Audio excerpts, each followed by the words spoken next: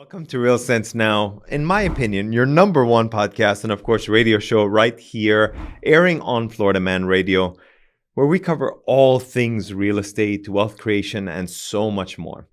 Welcome back, and you're tuning in to the number one real estate show, Real Sense Now. It's your host, Dawood Bedrosian.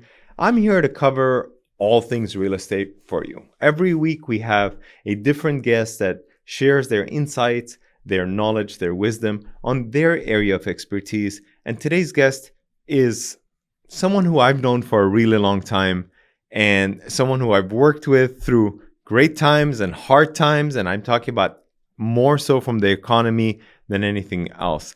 I'm really pleased to be able to introduce to you Christian Coburn.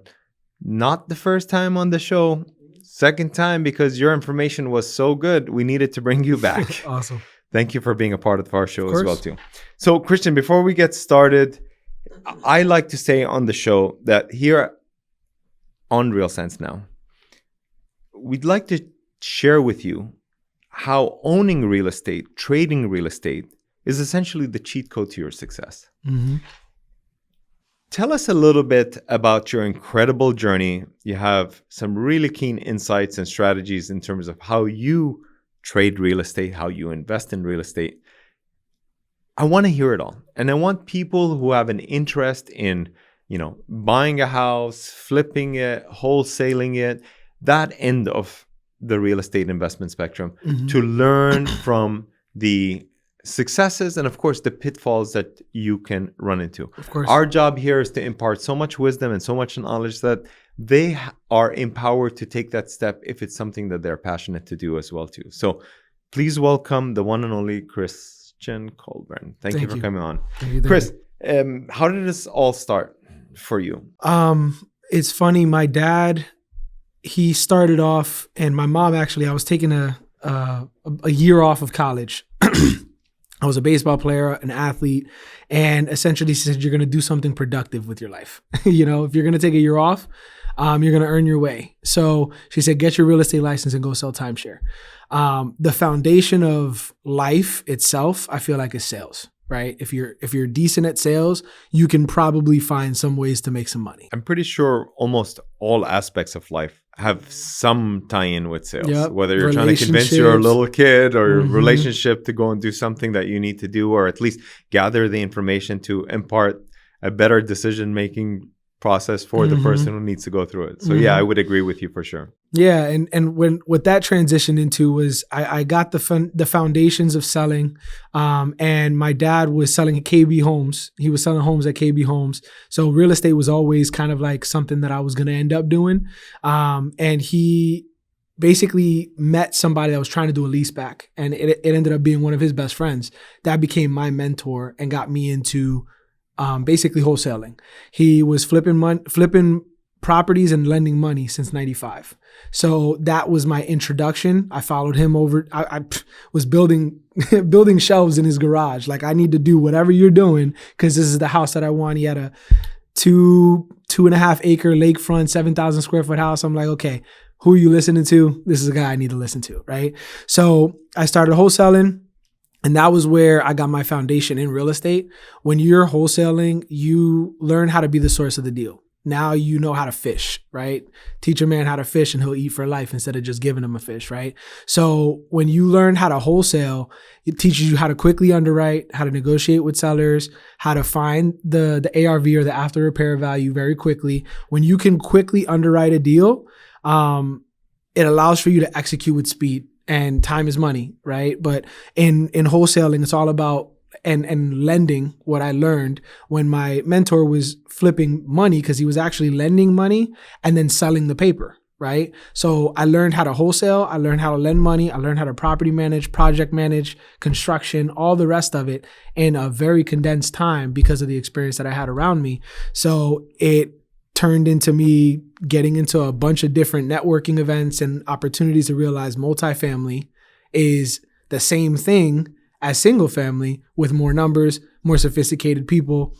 It's basically something that's intimidating to people that It really shouldn't, because if you know how to do a single family house, a kitchen's a kitchen, a bathroom's a bathroom, and it's actually simpler on the multifamily side because you get economies of scale as well. So starting off from selling timeshare to syndicating multifamily and doing all the rest of it, pretty long 10-year journey condensed in a couple minutes. When we first met, I heard about you because my investor said, I heard about this kid named Christian and he's doing all kinds of deals.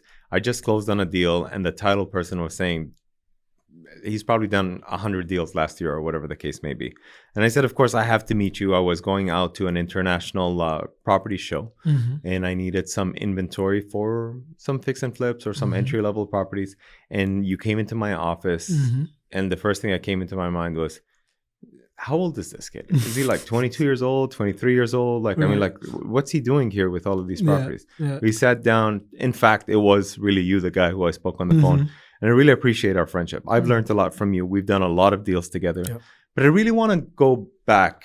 For the listener who's listening, they need to understand what wholesaling is. Because even for myself, who's in real estate, you don't approach wholesaling the wholesaling aspect of real estate as you would. I think of it in terms of buying a house, closing on the house, and then flipping the house, when in fact you can actually make all of that money in between without actually owning the house or being a part of that closing per se. Walk us through the actual process so that the listener can understand what it is and see if it's something that they're interested in getting involved in. Of course. It's funny you say that because my mentor, he was a flipper for years, and he was doing his own version of wholesaling, kind of like what you were just saying. And for a while, we wanted to flip a property, right? Me and my other partner at the time, we were like, let's flip this one. Let's flip that one. Let's flip this one. He's like, are you sure? Why? He looked at the opportunity cost, and that was something that we had to really evaluate. Like, you're looking at, you can make $20,000 in 3 weeks or $40,000 in 6 months. What's better, right?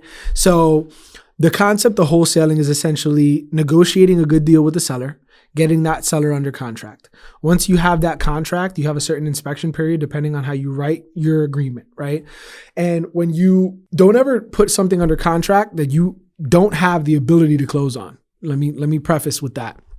But if you end up lose your deposit, you lose your deposit, but also you want to do right by people. You don't want to just lock up a property because, hey, I might be able to make some money, but I don't really know if I have a buyer. I don't know if I can buy. I don't have any money. Like, make sure you have an exit strategy before you start doing this stuff.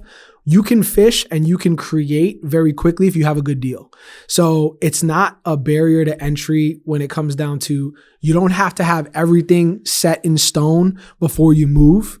A mentor of mine used to say, you don't got to get it right. You got to get it going. So action is better than not, but just make sure you have some type of plan and don't just do wrong by people. Cause that's how the whole wholesaling concept gets a bad rap. People go to a seminar and think that they can put stuff under contract cause they don't know how to underwrite. You got to know how to actually get a good deal. So it all stems from that. You get a good deal under contract, then you find an investor to basically buy that contract from you. You're either able to assign it or double close it. And basically the difference is you're able to assign your rights in that contract for an assignment fee, or you double close it where you take actual title to that house for 15 minutes to an hour. And then basically the investor is the one that actually paid for the transaction, right? So you can make anywhere from tens of thousands to millions, depending on the asset, without ever taking title. So as a wholesaler, being the foundation of my investment strategy, I know how to quickly get in and out. So for me, velocity of money is the most important thing. And it's hard to sit in an asset if I'm able to make more annualized return by wholesaling it than actually owning it. You talked about the velocity in which you're moving money in and out of a deal. But let's take it all the way to the beginning of this whole journey. How do you even find the seller that's willing to let their property go at a discounted rate than what would considerably be fair market value? How do you find these sellers? What is the strategy that you would use to even begin to find them? There's so many different ways to find sellers. Marketing channels, it depends on where you're at, right? If you got some money to play with, you can go for marketing. The best marketing you're ever going to do is PPC, pay-per-click, Google, SEO, all that type of stuff. Like an online marketing where they're coming to you, there's a need already, they're expressing an interest, and they're coming to you to sell their house. Then there's the cold marketing, whether it's driving for dollars, door knocking, those guerrilla marketing style tactics, cold calling, SMS, you can buy lists. There's so many different ways that we can get into the weeds on finding the seller. Then once you get the seller, you have to be able to know what it is that you're talking about. So you got to sound like you're somebody that's a credible buyer.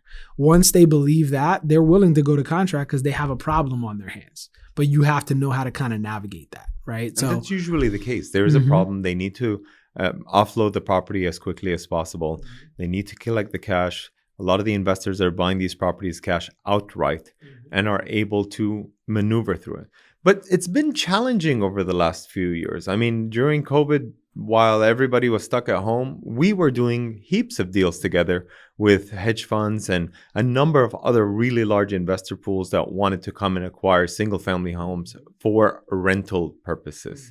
How have you seen our market change when it comes to wholesaling or flipping houses even? Because I think the margins have dwindled as well too. Yeah.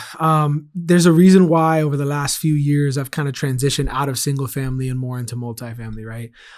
For years, a lot of my connections were out of the Midwest. A lot of my like bigger connections were out of the Midwest. And I recognized that a lot of them owned assets. They had large portfolios, but they had a high cash on cash and like a high ROI overall. Like just their return on investment was much higher because of what they were able to get the house for was much cheaper, right? So when I looked at that, I started realizing I can find probably better deals outside of Florida. So I became more nationwide just based on how I was doing stuff and got really good at managing virtually, figuring out how to acquire virtually. Like I wasn't buying a house unless I wasn't walking a house unless I was already under contract. And then typically I had people that would go check it out. So I rarely walked into the houses that I was buying, but it's a matter of understanding what your goals are, and really keeping that in mind, right? If you're trying to own real estate, are you trying to own real estate for ego? Are you trying to own real estate for cash flow, for appreciation? That's going to determine where your market really is. So when we talk about where the market went, I feel like as much of a supply shortage as we had a couple of years ago, as much building as has been going on. I even just heard from a really good buddy of mine. He just went to a CoStar event that said multifamily, new construction A-class in Orlando is oversaturated. There's an oversupply and there's a vacancy issue, right? So and there's rumors of rental rates actually decrease. Yep, it's going down right now. Rentals have gone up in the Orlando market by over 30% since 2020, which is astronomical because it's actually caused an affordability issue for those who cannot afford to buy a place and need to rent. Yet at the same time created a spectacular opportunity for those who have invested in real estate and have been able to take advantage of that as well too. There's a lot that we're going to unpack here. I suggest, listener, viewer, don't go away because Chris Coburn is going to impart more wisdom, more insights on how you can get involved in wholesaling, multifamily, and discuss some of the strategies that can really help create generational wealth through investing in real estate. It's your host, Dawood Bedrosian, and you're tuning into Real Sense Now. Catch you after the break.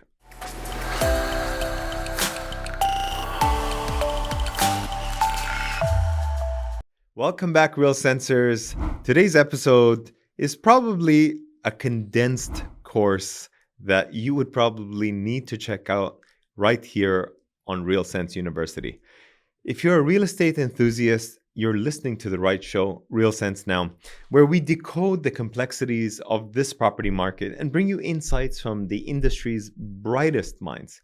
And I have one of those sitting right across from me right now, a young man who's taught me a lot. We've done a lot of deals together. We have been quite successful together. And your journey whilst delving into the world of real estate really makes you a true trailblazer. So thanks for being a part of my show. As a multifaceted investor who's been shaking up the scene with a lot of your innovative strategies and approaches, I'm excited to be able to share your knowledge, your wisdom with our viewers. And I want to ask you, I think, a very crucial question in our market today. There's a lot of aspiring flippers. There's a lot of aspiring wholesalers. You're watching the shows on HGTV and A&E and all these other TV shows. And a lot of people want to get into this business. But a lot of people don't know where to start. So what factors do you consider when you're formulating an investment strategy in different markets? So when we're looking at investment strategy, it's all dependent on what the goal is, right? And what your current status is. If you're very liquid, you can afford to be a buy and hold investor, right? If you're illiquid, you need some cash now, you need to either flip or you need to wholesale, right?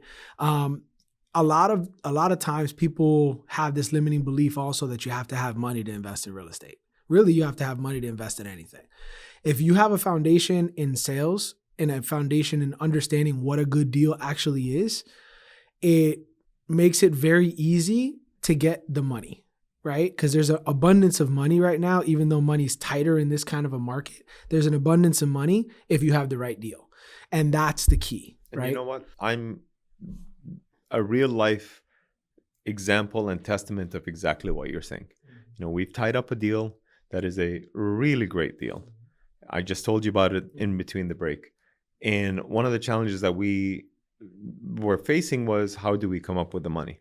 You know, with interest rates being where they are in this current market, it seems that getting into certain types of investments may not be as lucrative or as wise to get into at this point in time. But there's a lot of people that are sitting by the sidelines with a lot of cash and are looking to invest in it. And guess what? As much as we wanted to flip this deal, our investors wanted to buy and to hold on to it. And there's a phenomenal opportunity to be able to identify a deal, get the right partners involved, take your fee, and exit the deal as well too, by helping them stabilize their asset for them so that it creates a passive stream of income when it comes to investing in this specific asset class. 100%. Walk us through your process of identifying and evaluating potential investment opportunities. I know we scratched the surface with that in the last segment, but you're a wealth of knowledge. You're a walking encyclopedia, basically. Appreciate you. Talk to me about that.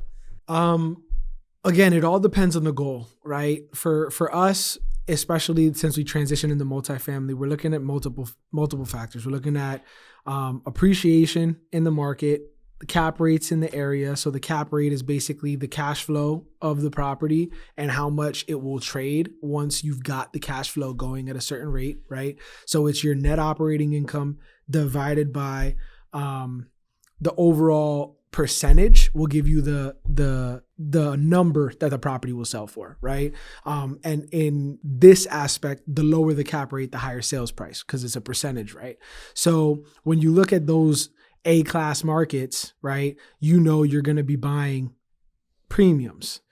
We look at a more tertiary, more, let's call it C-class, more affordable housing, we want to make an impact, right? You're not really going to make that big of an impact in an A-class market, right? It's all about turning that asset into something more valuable. Right. You want to buy the ugly duckling on a good street, right? Well, what we want to buy is the properties that are going to give us the highest cash flow, the highest cash on cash return, the highest appreciation overall, and we're forcing appreciation because we're looking at underperforming assets, right? Distressed assets. And a lot of times you're able to see, and because of my partner in this business right now, I mean, he's got deals falling out of the sky because he's always pounding the pavement and just fearless, you know, willing to take on projects other people might not be willing to take on because of the resourcefulness of the team. So you have to look at the individual that you are, what your resources are, and kind of what that looks like as all like determining factors on what projects you want to take on. But it all stems from the goal. Do you want cash?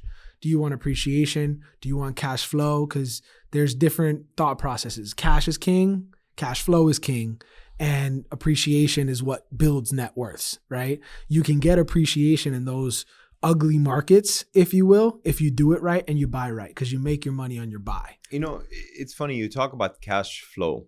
And when I think of cash flow, I'm thinking of only one type of cash flow, the only kind of cash flow that you would want, positive cash flow.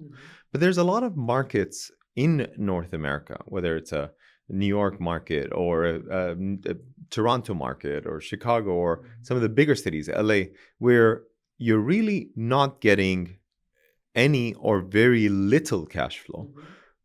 And a lot of the people are banking purely on speculative appreciation. Yes, these markets are hot. Yes, the assets go up. But I like to say, if I'm going to a buffet, I want to eat everything. So I want cash flow. I want appreciation. I want mortgage buy downs. I want, principal repayment. I want tax advantages. I want it all. And we've also heard that you can buy real estate with no money down. And a lot of people are saying that's a scam. It's not true. You need the money. And you clearly are proving it, which really allows me to segue into a really critical area that I think anybody that wants to get into this business needs to understand, which is leveraging relationships and networking. Networking is also not working, but it's also building your net worth. It's probably the most fun work is actually what it is. Me too. Yeah. Not working is my favorite kind of not working. It also seems to be the cornerstone of your success. How has your networking efforts contributed to your growth as an investor? Because I just want to share a little story. I was with you at the Astro Flipping party, and I think you introduced me to everybody. All the wholesaling flipper celebrities that you see on the TV shows, as well as some serious investors. And you know what came as a incredible surprise to me? The age of the guests or the attendees there. I can pretty much assure you everybody was under 30 for the most part. And there are a lot of, and I came in with this preconceived notion that they maybe are interested in getting into it, probably paid for the course. But no, when you actually spoke to people, they have 10, 15, 20, 30 projects on the go. And in the world that we live in, I'm sure a lot of their friends and counterparts are clearly not doing the same unless you're creating that tribe, that group of people that are going to allow you to excel, because we've all heard it before. You are the average of your 5 closest friends, right? I said that in my wedding vows. Yeah. Literally. I believe wholeheartedly in that concept. And networking, for me, it's a skill, because people have a likability about them, right? Some people are just natural extroverts. They get people to like them. That's a talent. A skill is something that you hone, right? And I've always had a likable personality, right? But when I learned how to learn, and I learned how to articulate what it is that I learned, because that's a superpower that I've learned that I have. I learn very quickly. And when I hear something, I'm able to understand it. When I understand it and I verbalize it, I internalize it, and it doesn't go anywhere. So as I'm assimilating that information, I know enough about enough things to be dangerous, to sound like the expert, to truly recognize other experts. So that allows me to then arbitrage connections, right? So give me some tips. I want to get into the business. I know I have to go out and network with some people. I got to meet sellers. I got to find these deals. I got to find investors. Where do I start? I mean, find a local RIA. Start there. You got to cut your teeth, right? You're going to mess up. Don't be scared to fail. Fail forward always, and when you look at, you're always 1 degree of separation away from a life-changing relationship. 100%. So every hand you shake, you're closer to that relationship, right? You don't know where it's going to come full circle. You don't know who they know, what they know, but you're out here, you're eager, you're hungry, and you're ready to get after it, right? My partner in this business right now is a 26-year-old kid, right? And I say he is like a bull in a china shop. He doesn't know, like, he's had a lot of life experience in his time on this earth.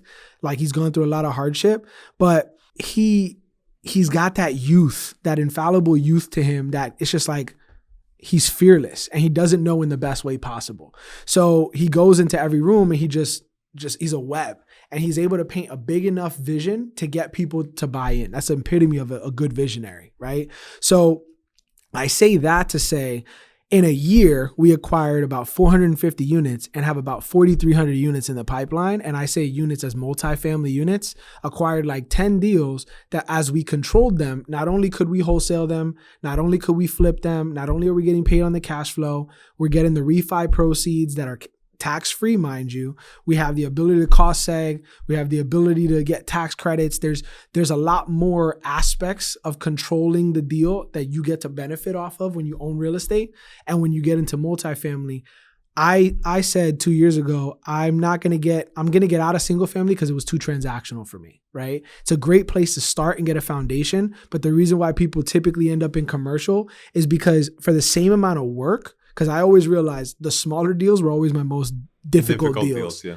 The biggest deals that I made the most money on were the easiest, the most smooth transactions. So I think you're also dealing with a sophisticated collaborator, partner, buyer, investor in this process as well too. Christian, if somebody wants to get a hold of you and learn more about your strategies, what's the best way to reach you? I mean, you can follow me on social media, right? We always So what's do your some handle deals. on Instagram, for example? My handle is at Chrisco_investments. So CHRISCO_investments with an S. That's my IG handle. You can find me on Facebook. I don't really do a lot on LinkedIn, but I'm starting to get more involved on LinkedIn. But yeah, I mean, DM me. I'm always down for a conversation. We can get really deep down into the weeds because obviously we just scratched the surface. Oh, I know you can. And I thank you for coming onto my show. You're not going anywhere. I know what I'm going to be doing. I'm going to try and figure out how I can get in on some of these deals with you. It's your host, Dawood Bedrosian. You're listening to Real Sense now, right here on Florida Man Radio.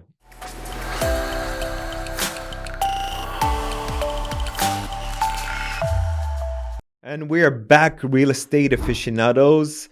You're listening to Real Sense Now, the show that illuminates the path to your success when it comes to the ever-changing landscape of property investment. It's your host, Dawood Bedrosian, and I'm guiding you through this process with an incredible guest, someone who has enlightened me on my journey and really showed me a variety of different ways of approaching what I would traditionally do when it comes to real estate. Christian, thank you for being a part of the show. Of course. Thank you for having me. Your journey has been characterized by innovation. I've seen you pivot in so many different markets. When we first started, you were my wholesaler and I was bringing you investors to purchase your deals. We did a lot of deals sight unseen, which was really cool because we were all locked up in a house, but we're still trading real estate because there was a lot of money floating around while everybody was afraid, 100%. not knowing what to do. Scared money makes no money. And I was able to really take advantage of this and identify some new opportunities, especially when it came to, I want to use the word emerging markets, because even though it's not emerging in terms of a new market coming into the forefront, but really an emerging opportunity. As times change, there's always an opportunity in real estate.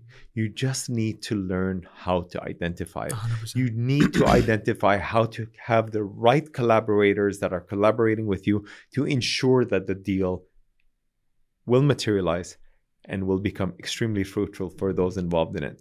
How do you identify potential collaborators and partners in your real estate ventures? So it's funny that you asked that. Have you ever read a book called Traction or Rocket Fuel? I think we've talked about it a couple of times.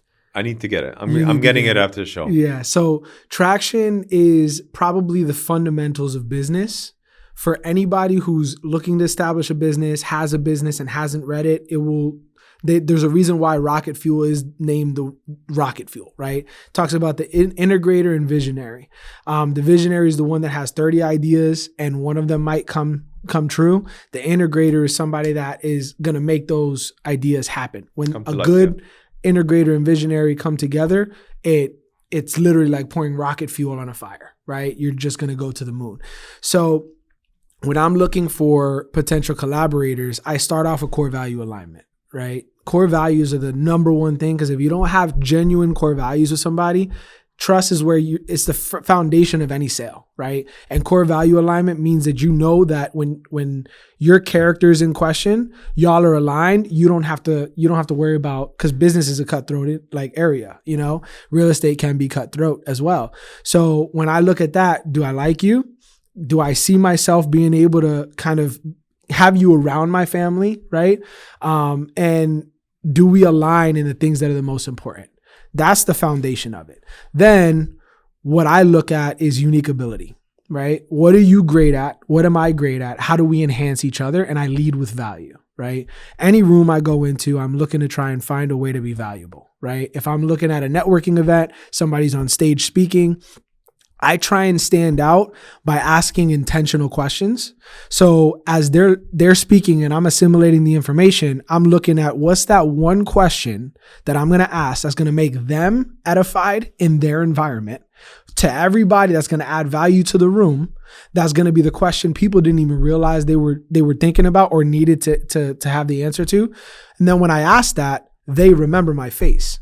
And then I'm able to introduce myself, and that's how I'm able to meet a Domar and a Pace and a Jamil and a like a celebrity like that, if you will, in the space where I'm memorable without even showing my track record, because I led with value, knowing what was important to them in that moment. And that's where the unspoken value proposition is: don't ask somebody for coffee. Nobody's got time if they're doing stuff, you know. You do it by you exchange value by bringing them something that is going to be valuable to them. Either do a deal with them or find a way to edify them in their environment and community. So that's pretty much how I do it. And then there's the third part of it, which is actually identifying the opportunity, figuring out which markets you want to participate in. And we live in a vast country. Mm-hmm. It goes from east to west with tons of opportunities somewhere along the way. But before we get into that, we need to understand, how do we actually find the opportunity? Mm-hmm. In your opinion, what are some of the largest opportunities for growth in today's market? So it's really cool because I met my partner at a networking event about a year ago. Since then, as I said in the last segment, we acquired about 450 multifamily units. We've got about 4,300 units in the pipeline, and he's the visionary to my integrator, and I've got visionary tendencies, but we are aligned in every way, core values wise, right? So when he's the acquisition guy, I'm more the dispo guy, as we already understand that, but I focus on exit strategies, asset management, and internal processes. And when we're looking at identifying, it's not only where the most buyers are, right? And who's like where you're looking at like the macro opportunities are, but how you find those diamonds in the rough depends on, again, what it is that the goal is. We started on a price per unit basis. All of our units, we're buying at like a $10,000 to $25,000 a door. We got a 20 unit at $250,000. Where do you find the 20 unit for $250,000? And that's where we look at. And I guess that's the next question, which is, how do you stay informed about these emerging market trends and opportunities to be able to find these diamonds in the rough? Mm-hmm. A lot of times it's funny because people think that acquiring on the MLS is dead, right? Acquiring on LoopNet, that's where deals go to die.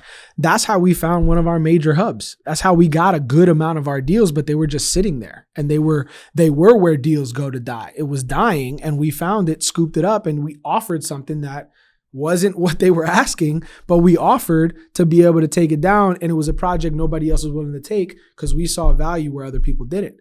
So when we started, it was based on a price per unit, and we literally went nationwide.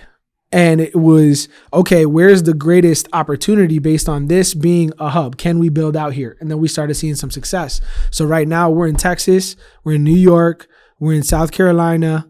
We don't have anything in Florida, and this is my bread and butter. Like, I know Florida, but it's a very unique market in Central Florida, right? You can still find deals, but you can't acquire in Orlando the same way you acquire in the Midwest. Why? So with single family especially, you've got a lot of snowbirds that'll buy cash, right? So they're taking a retirement aspect, right? Selling a house and dumping all their cash into another. So they're overpaying based on an investor standpoint. So you can't underwrite solely based on just the cash buyers in the area. You have a lot of international money that wants to be next to Disney. So theoretically, underwriting just based on cash is not the way to do it. You got to look at the ARV comps. You got to see what the level of finishes are. What are other flippers buying for? What are the actual flips that are going on? You got to understand aspects of construction, right? So when you look at that, it goes price per square foot wise. We've been able to identify as construction costs go up, it's like in fives. If you're looking to do a cosmetic rehab, it was $20 a square foot when we were acquiring back in 2018, right? Now it's more like 25 to 30 because everything's appreciated with the inflation and all that. So you're looking at being able to break it down in its simplest form to quickly underwrite and then execute. I'll give you a perfect example. I play a lot in the short-term vacation rental space. And there's a lot of international buyers, especially Canadians, that have watched way too many HGTV shows and think that you could just come into this market, buy an Airbnb property, renovate it, make it look good. What ends up happening is whoever's the partner in it thinks that they're an interior designer and they end up spending way too much money to improve the property. The problem with Orlando is, unlike many other short-term vacation rentals throughout the country, they're not standalone cabins, homes, villas, mansions, condos, whatever the case may be. They're part of a community. And the way the trend has gone with a lot of these national home builders is every builder is trying to outdo the last development that came up. So if you start off with a really nice pool and a couple of slides, now we have lazy rivers. Now all of a sudden we have simulated wave surfing, and God knows what they're going to offer next, right? But every amenity is available to you. So even though you may have aspirations to be a flipper, that segment may not be a great place for you to go and flip that property. It may be a really great opportunity to buy into that community and actually increase the value and its offerings so that the user experience or the consumer experience is memorable as well too.